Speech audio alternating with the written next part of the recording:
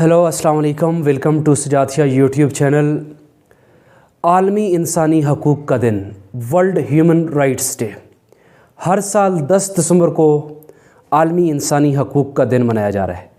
آج کی نشست میں تھوڑا تاریخی پس منظر دیکھتا ہوں کہ عالمی انسانی حقوق کب اور کیسے اس کی شروعات ہوئی۔ تو سب سے پہلے اگر ہم حقوق کی بات کریں تو حقوق دراصل 3 طرح کے ہوتے ہیں: حق زندگی، حق آزادی اور حق ملکیت۔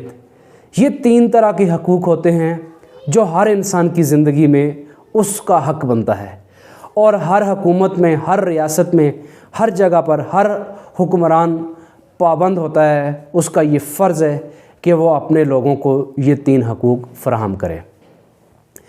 تو عالمی انسانی حقوق کے حوالے سے تاریخی پس منظر پر نظر ڈالتے ہیں۔ سب سے پہلا ذکر آتا ہے مذہب اسلام کا۔ سب سے پہلے انسانی حقوق اسلام نے دیے، جب نبی اکرم صلی اللہ علیہ وسلم خاتم الرسول نے 632 میں اپنا آخری اور تاریخی خطبہ پیش کیا۔ یہ خطبہ 9 ذی الحج 10 ہجری کو پیش کیا گیا۔ 6 مارچ 632 کو میدان عرفات میں یہ تاریخی خطبہ پیش کیا گیا تھا۔ انسانی حقوق کا یہ باقاعدہ ایک چارٹر تھا جس میں ہر انسان کو اس کے مساوی حقوق دیے گئے، انسانی وقار، انسانی عزت و احترام کی بات کی گئی۔ تو یہ سب سے پہلا دنیا کی تاریخ کا خطبہ تھا اور اس میں انسانی حقوق کی بات کی گئی۔ خطبہ حرمت انسانی کا بین الاقوامی اور بین الانسانی منشور کہلاتا ہے۔ پہلی مرتبہ احترام انسانیت کی بات کی گئی، غلامی سے نجات دلائی گئی، لوگوں کو ظلم اور تشدد کا خاتمہ کیا گیا۔ یہ خطبہ دراصل تمام اسلامی تعلیمات کا نچوڑ ہے۔ سود کو حرام قرار دیا گیا، سرمایہ داری کو ختم کیا گیا، اور صحیح معنوں میں ایک اسلامی نظام حیات کا، ایک اسلامی طرز حکومت کا آغاز کیا گیا۔ دنیا کی تاریخ اٹھا کے دیکھیں تو انقلاب فرانس کے بعد فرانس نے سب سے پہلے 1789 میں انسانی حقوق کی بات کی۔ آج کی دنیا ساری ان کی تقلید کرتے ہوئے انسانی حقوق کی بات کرتی ہے، اور ہر ملک کے دساتیر کی اگر ہم بات کریں تو وہاں پر انسانی حقوق کا چیپٹر لازمی شامل کیا جاتا ہے۔ اس کے بعد آگے چلیں، دنیا کی تاریخ میں انسانی حقوق کے حوالے سے جو اہم ایونٹ جس کو آپ کہہ سکتے ہیں وہ ہے میگنا کارٹا، یا گریٹ چارٹر آف فریڈم کے نام سے بھی جس کو یاد کیا جاتا ہے۔ یہ 15 جون 1215 میں جب انگلینڈ کے کنگ نے اپنے آپ کو قانون سے بالاتر نہیں سمجھا کہ کنگ اور اس کی جو حکومت ہے وہ قانون سے بالاتر نہیں ہوگی، تو یوں اس نے جسٹس کا ایک نظام قائم کیا، اور جتنے بھی انسانی حقوق کے حوالے سے اس کو آپ کہہ سکتے ہیں کہ میگنا کارٹا جو تھا وہ بھی انسانی حقوق کے حوالے سے ایک چارٹر تھا۔ اس کے بعد آنے والے دور کا اگر ہم دیکھیں تو پیٹیشن رائٹس 1628 میں پیش کیے گئے۔ یونائٹڈ اسٹیٹ آف امریکہ کا کانسٹیٹیوشن بنایا گیا 1787 میں، اس میں انسانی حقوق کو شامل کیا گیا۔ French declaration of human rights 1789 میں پیش کیا گیا، اور پھر اقوام متحدہ 1945 کو جس کا وجود بنا، اس نے 1948 میں ہیومن رائٹس ڈکلیریشن پیش کیا۔ متحدہ یونائٹڈ نیشن 24 اکتوبر 1945 کو اس کو قائم کیا گیا تھا۔ اگر ہم ہیومن رائٹس کی بات کریں تو universal declaration of human rights یہ 10 دسمبر 1948 کو پیش کیے گئے تھے۔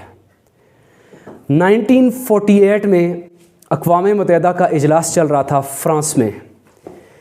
اجلاس میں ریزولوشن 217ویں قرارداد پیش کی گئی تھی، اور اقوام متحدہ کا یہ تیسرا سیشن تھا جس میں یہ تاریخی قرارداد پیش کی گئی تھی انسانی حقوق کے حوالے سے، جس کو عالمی انسانی حقوق کا باقاعدہ چارٹر کا نام دیا جاتا ہے، universal declaration of human rights کے نام سے یاد کیا جاتا ہے۔ 10 دسمبر 1948 کو یہ قرارداد پیش کی گئی تھی۔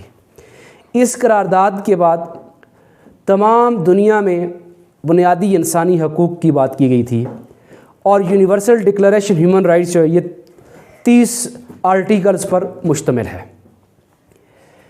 اس آرٹیکل میں اور خطبہ حجت الوداع کا اگر ہم کمپیریزن کریں تو 632 میں آپ صلی اللہ علیہ وسلم نے جو خطبہ پیش کیا تھا، انسانی حقوق کا جو چیپٹر پیش کیا تھا، تو اقوام متحدہ نے جو انسانی حقوق کی بات کی تو اس کے بیشتر ایسے نکات ہیں جو خطبہ حجت الوداع سے مماثلت رکھتے ہیں۔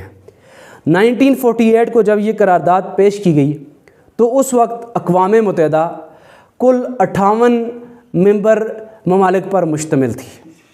آج اقوام متحدہ 193 ممالک پر مشتمل ہے۔ 58 ممالک میں سے 48 ممالک نے اس قرارداد کے حق میں ووٹ دیا۔ 8 ممالک نے اس دن اس سیشن میں موجود نہیں تھے، جبکہ 2 ممالک جو تھے انہوں نے ووٹ کاسٹ نہیں کیا تھا۔ 48 ممالک نے رضامندی کا اظہار کیا تھا، اور یوں یہ قرارداد پاس کی گئی، اور آج دنیا کے 193 ممالک میں اس قرارداد کو پڑھا بھی جاتا ہے اور اس پر عمل درآمد بھی کیا جاتا ہے۔ اقوام متحدہ کے عالمی انسانی حقوق کا جو چارٹر تھا اس پر بات کی۔ دنیا میں انسانی حقوق کے حوالے سے تھوڑا ایک اور تاریخی پس منظر بھی دیکھتے ہیں۔ سائرس سیلنڈر، جی ہاں، یہ ایک بہت اہم نام ہے تاریخ میں۔ He was the king of ancient Persia. Persia کا یہ پہلا کنگ تھا۔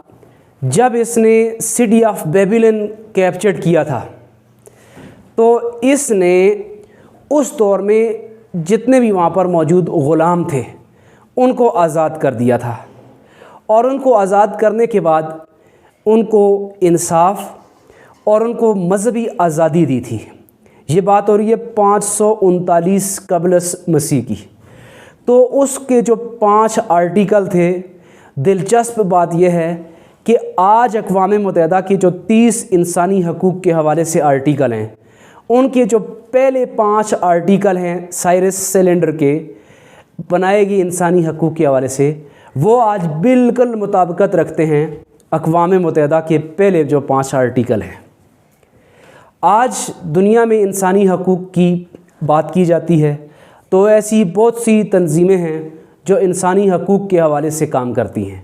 United nation human rights commission ہے، ہیومن رائٹس واچ اس سلسلے میں کام کر رہی ہے، ایمنسٹی انٹرنیشنل کام کر رہی ہے، international service for human rights ہے، ہیومن رائٹس فاؤنڈیشن کی تنظیم ہے، ہیومن رائٹس وداؤٹ فرنٹیئر ایک نام ہے، اینٹی سلیوری انٹرنیشنل ہے، protection of international human rights ہے، فریڈم ہاؤس ہے، اور اس کے علاوہ دیگر اور بھی بہت سی تنظیمیں ہیں جو انسانی حقوق کے حوالے سے کام کر رہی ہیں، اور خود اقوام متحدہ جو سب سے بڑی تنظیم ہے وہ اس سلسلے میں کام کرتی ہے۔ لیکن آخر پہ سوال یہ ہے کہ کیا آج دنیا میں لوگوں کو انسانی حقوق مل رہے ہیں؟ کیا کشمیر کے اندر رہنے والے لوگ ان کو انسانی حقوق مل رہے ہیں؟ فلسطین کے اندر لوگ آزادی کی متلاشی ہیں، ان کے انسانی حقوق پامال ہو رہے ہیں، اور اس کے علاوہ دنیا کے ہر جگہ پر انسانی حقوق کی وائلیشنز آئے دن ہوتی رہتی ہے۔ تو ان تنظیموں نے اپنا کتنا کام کیا؟ آج 10 دسمبر پوری دنیا میں عالمی دن کے طور پر تو منایا جاتا ہے۔